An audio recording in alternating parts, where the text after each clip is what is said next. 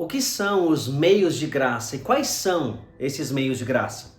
Olá, eu sou o pastor Diego Rui, professor do curso de Teologia Reformada, e nós estamos agora começando mais uma aula, mas antes não se esqueça de curtir esse vídeo, comentar, compartilhar e também se inscrever em nosso canal para que você receba as atualizações e conteúdos produzidos pela Sexta Igreja. Vamos lá? Para mais uma aula? Vamos juntos!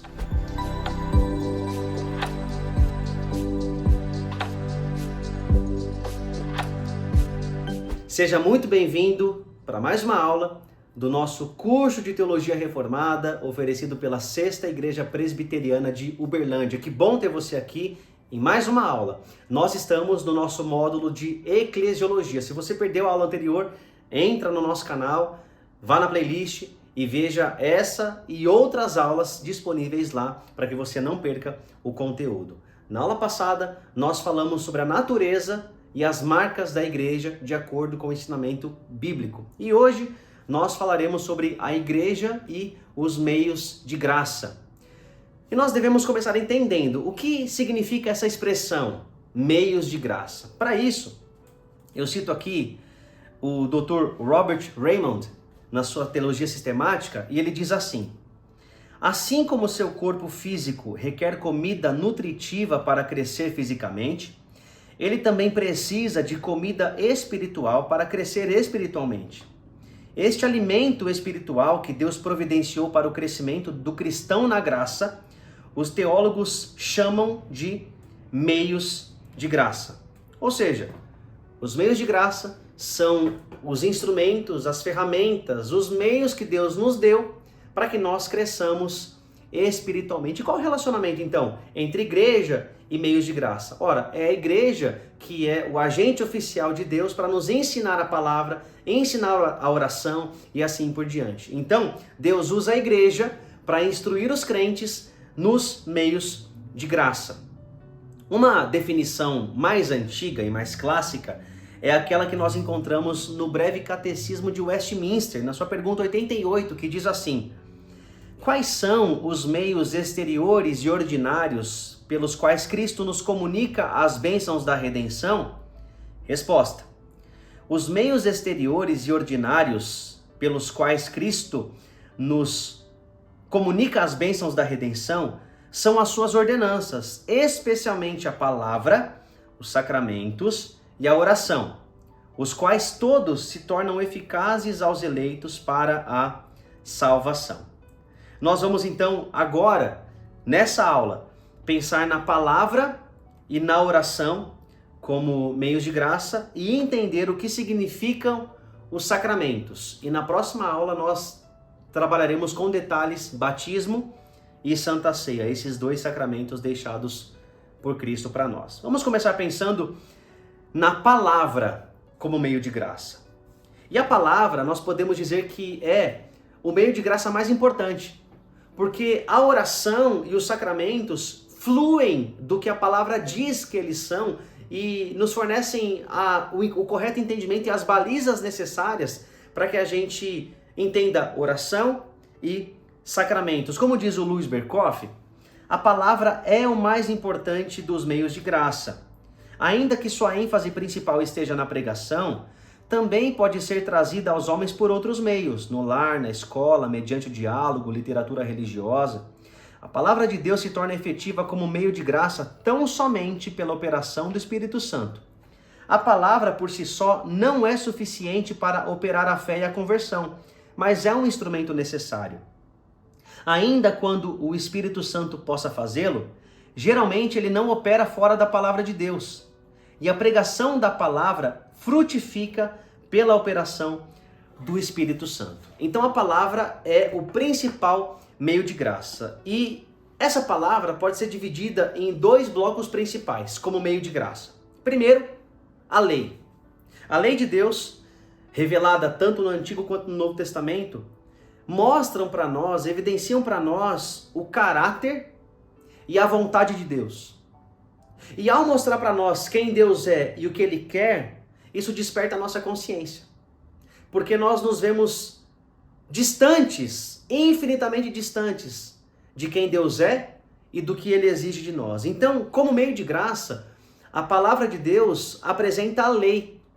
E Paulo vai dizer em Gálatas que a lei serviu de aio, de condutor até Cristo. É nós olhando a nossa insuficiência, a quebra da lei, a nossa transgressão, é que nós devemos correr para Cristo. E esse é o segundo grande bloco, o Evangelho.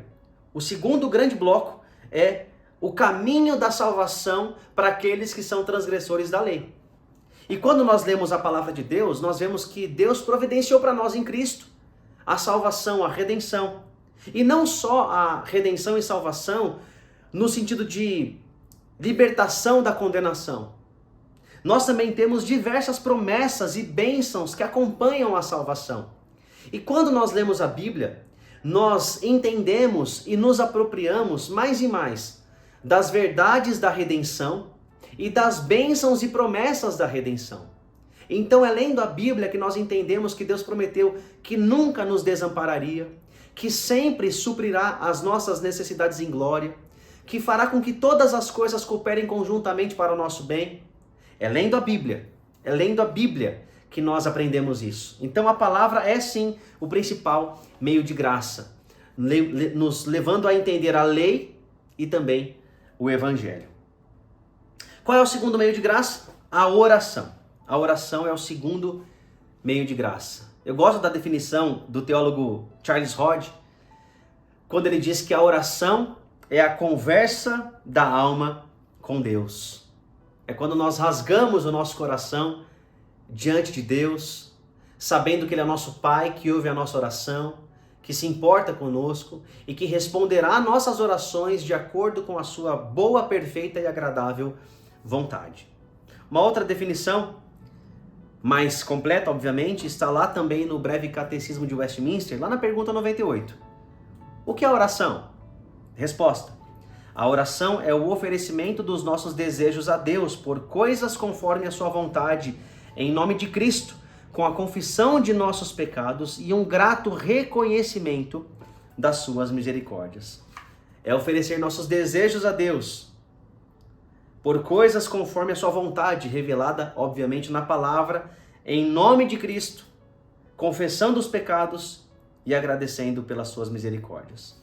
Então a oração é um meio de graça, porque é orando que nós somos fortalecidos no nosso íntimo, como diz Paulo em Efésios capítulo 3, dos versos 16 a 19. É orando que nós aprofundamos o nosso relacionamento com Deus. É orando que nós confessamos nossos pecados, que nós manifestamos nossa gratidão, que nós expressamos nossos desejos e assim nós manifestamos nossa dependência de Deus. É através da oração. Nós oramos, irmãos, muito menos do que deveríamos. Nós precisamos aprender com os guerreiros da oração da palavra de Deus, que lutavam em oração, que estavam na presença de Deus orando, oferecendo a Deus as suas petições. Paulo nos diz que nós devemos orar sem cessar. E é claro que isso não significa viver o dia inteiro de joelhos. É que a nossa vida seja uma vida vivida em oração, em dependência, sempre, sempre, no trabalho, no trânsito, na escola, em qualquer ambiente, falando com Deus, apresentando a Deus nossas necessidades, nossas deficiências. Ele é o Deus que ouve a nossa oração e responde a nossa oração de acordo com a sua vontade. E o terceiro meio de graça que nós citamos aqui são os sacramentos. E agora eu queria que nós entendêssemos um pouco mais o que são os sacramentos. Para muitos, a ideia de sacramento é uma ideia católica apostólica romana. E não é isso. Não é verdade isso. Esse termo é usado já há muitos séculos, desde o começo da igreja primitiva. E esse termo sacramento vem do latim sacramentum, que convencionou-se referir-se a uma coisa sagrada. Mas, na verdade, esse termo tinha dois sentidos na língua grega. O primeiro sentido, sacramento, era um depósito financeiro de duas partes em um litígio. Quando duas pessoas estavam em uma disputa jurídica, elas depositavam o valor que estava sendo disputado, e aí a parte que perdia não levava o valor, a parte que ganhava recebia o valor, ou, como era talvez até mais comum, quem ganhava oferecia o valor que ganhou aos deuses, e aí talvez a ideia de uma coisa sagrada. Então, o sacramento era um depósito financeiro como garantia, um penhor. O segundo sentido, sacramento era um juramento feito por um soldado romano expressando a sua lealdade ao seu comandante e ao exército romano. Então vejam esses dois sentidos. Sacramento era uma garantia e sacramento era um juramento de fidelidade. Como é que isso se torna parte do vocabulário cristão? Lá no século III, Tertuliano, um dos pais da igreja, ele começa a se referir ao batismo como sendo um sacramento, usando a ideia de juramento de fidelidade. Assim como um soldado jurava fidelidade ao seu comandante, no batismo, o cristão jurava fidelidade ao seu comandante, a Jesus Cristo. Então, é assim que começa a se usar o termo sacramento para o batismo. Depois, nós temos lá na tradução da Vulgata, feita por Jerônimo, no século V, a tradução do termo mistério como sacramentum, o termo latino. Ou seja, nós temos dois termos aqui. O Novo Testamento grego trazia o termo mistério. E Jerônimo traduz o termo mistério como sacramento. Então nós temos agora na Vulgata a implementação desse termo em uma tradução oficial da Bíblia. Então um sacramento convencionou-se como sendo algo com esses dois sentidos. Uma garantia e um juramento. Com o desenvolvimento histórico da teologia, foi-se entendendo que os sacramentos ordenados por Cristo também eram selos e sinais. E nós vemos isso lá na Confissão de Westminster, no capítulo 27, item 1, que diz assim: os sacramentos são santos sinais e selos do pacto da graça, imediatamente instituídos por Deus para representar Cristo e os seus benefícios e confirmar o nosso interesse nele, bem como para fazer uma diferença visível entre os que pertencem à igreja e o restante do mundo, e solenemente obrigá-los ao serviço de Deus em Cristo, segundo a sua palavra. Então, vamos tentar destrinchar um pouco isso. Um sacramento, ele é um sinal e selo. E o que compõe esse sacramento? Um sinal visível. No Antigo Testamento, todas as alianças tinham sinais visíveis. Deus faz aliança com Adão, o sinal visível era a árvore da vida. Aliança com Noé, o sinal visível era o arco, e assim por diante. Toda aliança tem um sinal visível, um sinal externo. Sinal de Deus, a aliança que Deus fez com Abraão, circuncisão. Então, todo o sacramento tem esse elemento visível, externo. Mas o sacramento não é só isso. Ele também tem uma graça, uma bênção espiritual ou invisível que é significada e selada pelo sacramento. Então é mais do que só um ato externo. É um instrumento que Deus usa para selar e para significar realidades espirituais. E nós veremos isso um pouco. Então falamos que o sacramento é sinal e selo de verdades e realidades espirituais. Veja que interessante o que nós lemos em Romanos 4, 11 e 12. Paulo falando de Abraão. Assim, ele, Abraão, recebeu a circuncisão como sinal e como selo da justiça que ele tinha pela fé, quando ainda não fora circuncidado. Portanto, ele é o pai de todos os que creem sem terem sido circuncidados, a fim de que a justiça fosse creditada também a eles. E é igualmente o pai dos circuncisos, que não somente são circuncisos, mas também andam nos passos da fé que teve nosso pai Abraão, antes de passar pela circuncisão. Então, olhe que a ideia de sinal e selo não é invenção teológica. Paulo fala isso, que o selo externo, visível, da aliança que Deus fez com ele, é um sinal e um selo. Então pense comigo, o que é um sinal? Um sinal é uma coisa que não aponta para si mesmo. Quando você está no trânsito e você vê o farol vermelho, você sabe que aquilo não aponta para a beleza da cor, para a construção do farol. O sinal não é um fim em si mesmo, ele aponta para uma coisa maior. E nesse caso do farol, a mensagem é: pare, Então o sinal, ele aponta para algo maior. Então o sinal de um sacramento, ele não aponta só para si. O batismo não aponta para a água e a ceia não aponta para o pão e para o cálice. Aponta para algo maior, para uma realidade espiritual. Ao mesmo tempo é um selo. Em que sentido? Deus falou para Abraão que tornaria a descendência daquele homem tão numerosa e que através dessa descendência todas as nações seriam abençoadas. E qual que é o selo, a garantia de que isso era verdade para Abraão? A circuncisão. Então, da mesma forma, os sacramentos, batismo e santa ceia, são selos que para os crentes, essas realidades são verdades em sua vida. Eles fazem parte do pacto. Eles estão incluídos na aliança. Então, o sacramento é, ao mesmo tempo, um sinal e um selo. Jesus diz assim em João 6,51: Eu sou o pão vivo que desceu do céu.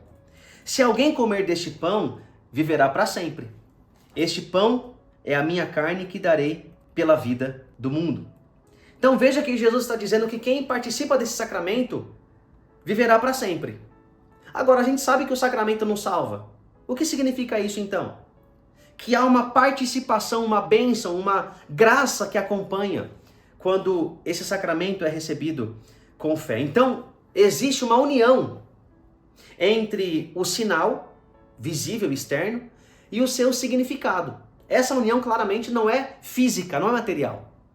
E aqui nós nos destoamos do pensamento católico apostólico romano, porque, de acordo com esse pensamento, há uma união, sim, física.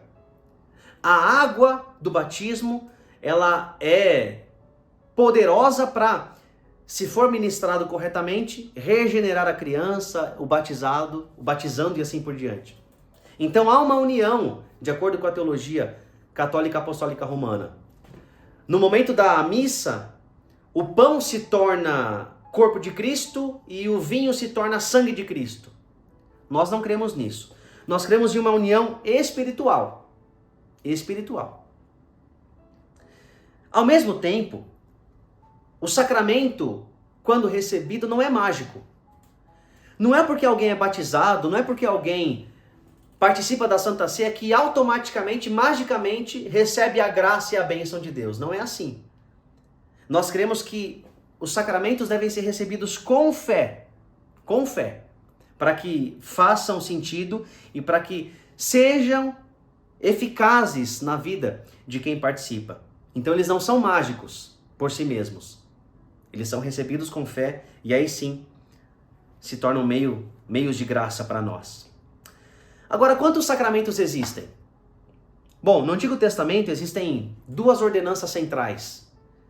Duas ordenanças definidoras da nação de Israel. A primeira, obviamente, circuncisão, e a segunda, a Páscoa. Circuncisão sendo o selo da entrada na aliança e a Páscoa sendo a lembrança anual da redenção e da salvação. E no Novo Testamento, nós temos dois também, batismo e Santa Ceia. Batismo, o sinal externo da entrada na aliança, e a Santa Ceia, a lembrança frequente da redenção e da salvação que foi dada a nós. Então vejam que essencialmente são a mesma coisa. Agora, claro, há diferenças. No Antigo Testamento, esses sacramentos eram marcados por sangue. A circuncisão, quando cortava-se o prepúcio, obviamente havia sangue. E na Páscoa, quando matava-se o cordeiro, também havia sangue. No Novo Testamento não existe mais. Por quê? Porque o sacrifício sangrento final já foi oferecido. Cristo, o nosso cordeiro, já foi sacrificado por nós. Outra coisa, no Antigo Testamento, além do aspecto espiritual, também havia o aspecto nacional. O circuncidado, ele era um membro da nação, um cidadão de Israel. Já no Novo Testamento, esse aspecto nacional não existe mais, porque a igreja não está limitada à nação de Israel, ou à descendência física de Abraão. No Novo Testamento nós aprendemos que todos os que creem são descendentes de Abraão pela fé. Então agora nós só temos esse elemento espiritual. Outra coisa, no Antigo Testamento, esses sacramentos apontavam para o futuro, para o Messias que viria. Até mesmo a circuncisão. O corte que gerava sangue apontava para a morte do Filho de Deus, que seria cortado não de modo pequeno, mas seria sua carne rasgada.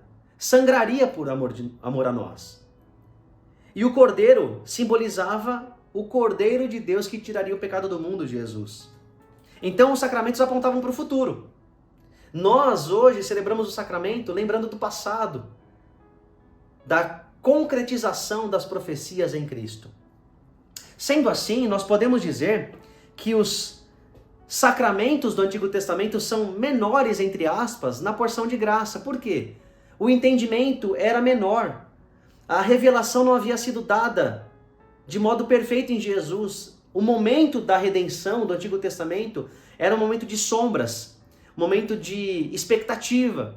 Nós hoje, quando celebramos o batismo e a Santa Ceia, nós temos a completude, nós temos toda a verdade do Novo Testamento registrada para nós. Então nós temos esses dois sacramentos, batismo e Santa Ceia, sinal e selo de realidades espirituais.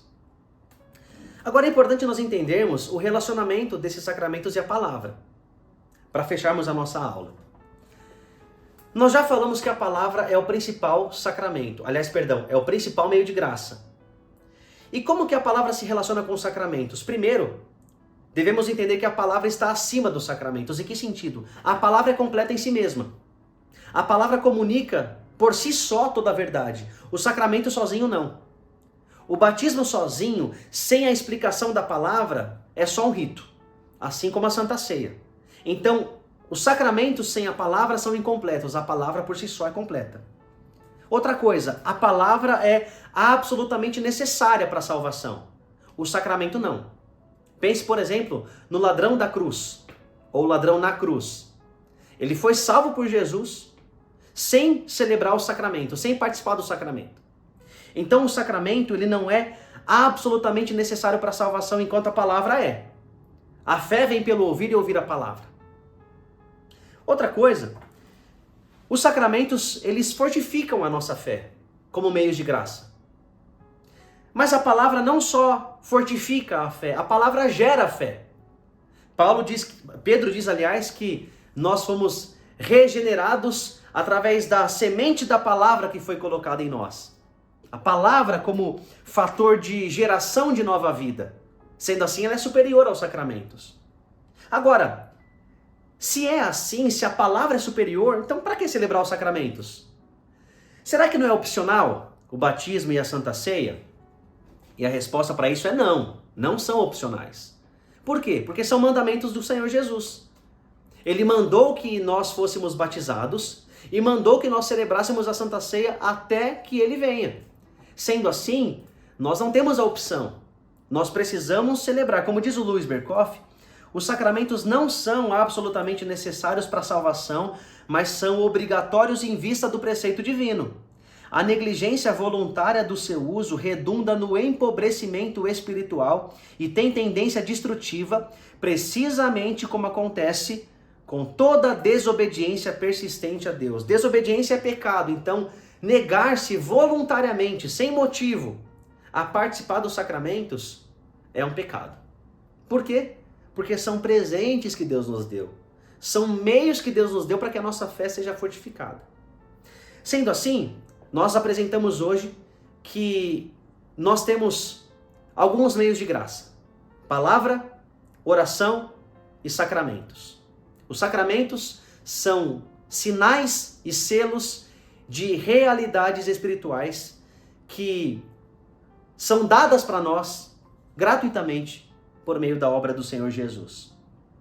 Sendo assim, nós encerramos a nossa aula. Espero que tenha ficado claro para você o que significa os sacramentos e os meios de graça. Se tiver alguma dúvida, comente aqui para que a gente possa responder. Nós nos vemos na nossa próxima aula. Deus te abençoe. Até a próxima. Fique na paz.